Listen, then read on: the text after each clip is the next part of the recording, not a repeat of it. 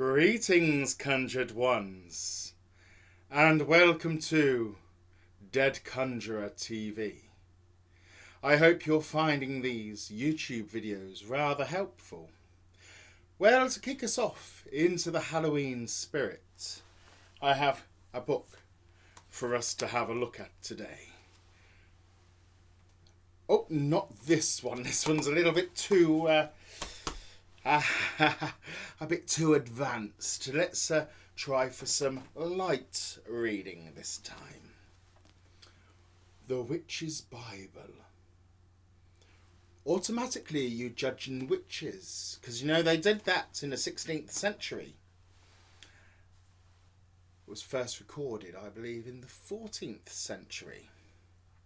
Now, witches in general, let's just talk about those. Who was they? What was their motives? Did they really slaughter the cattle? No. Well, some people was mad in that day, and possibly some of them did. However, all the accounts about witches, or most of them to know, is that it is in fact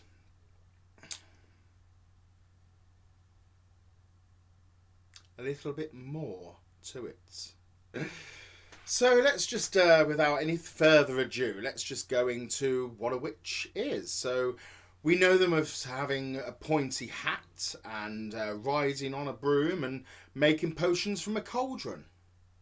Well, we're actually going to talk about all of those three things of what actually happened.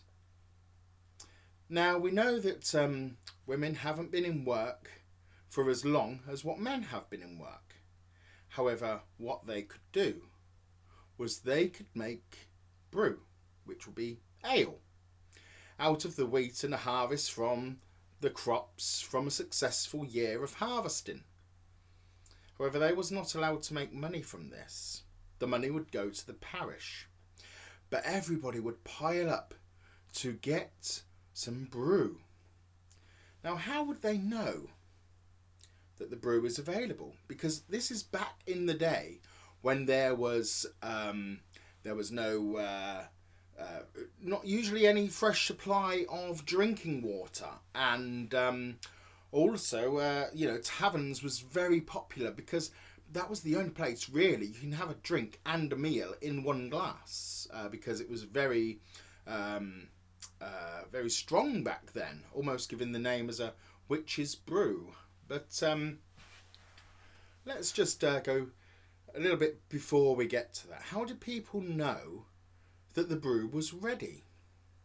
Well, what they would do is they would take all the wheat and tie it onto the end of the stick, almost like a broom, if you like.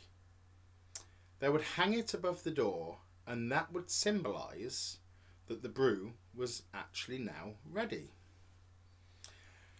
And what they would do is they'd have a couple of rituals to create a good, successful harvest.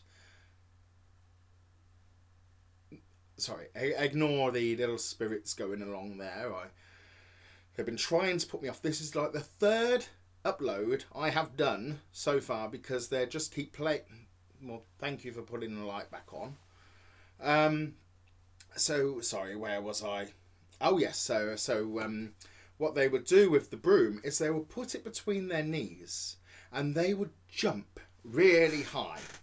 And as far as they would jump, that's how high the crops would grow for next year. And the pointy hats, well, that was all symbolic, because the higher they was up in the air from the top of their head would also be for a successful year of the crops.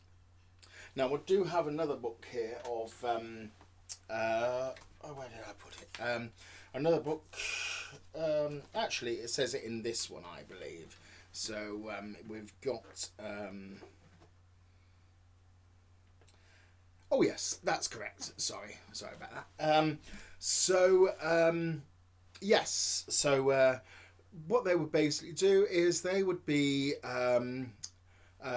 they would ask, because they was doing all the work. They wasn't just making brew. They was helping out on the farm. They was making cheese.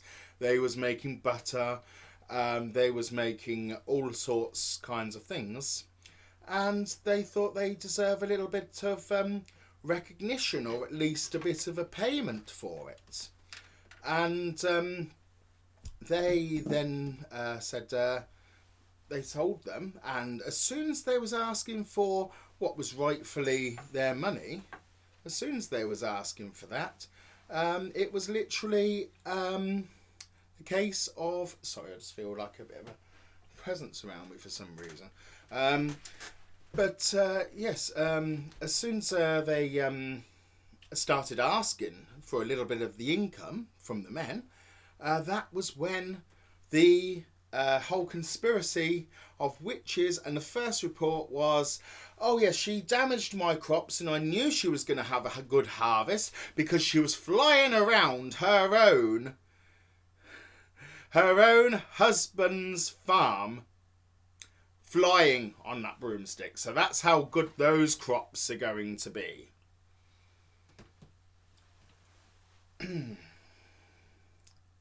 And people was jealous, because some husbands was very loyal, and they thought, well, you've done the work, you've done this, you've got all of this, etc. So therefore, yes, you can have a little bit of the money. And you know, some of them was really great. Some of them was incredibly cruel. They would even claim that their wife was insane, and they would spend their lives locked up. And if they was persecuted, well, then worse things would have happened to them. So are witches bad? Well, no. But are they after compensation over a period of time and want justice? Because they was treated incredibly cruel back then. I mean, I will be going on tour soon, and I will take you to Abington Park, where they had the Dunking chair. Now, if they survived the Dunking chair, that proved that they was a witch. If they did not survive the Dunking chair, well then, they was innocent. Well, until next time, stay curious. Stay...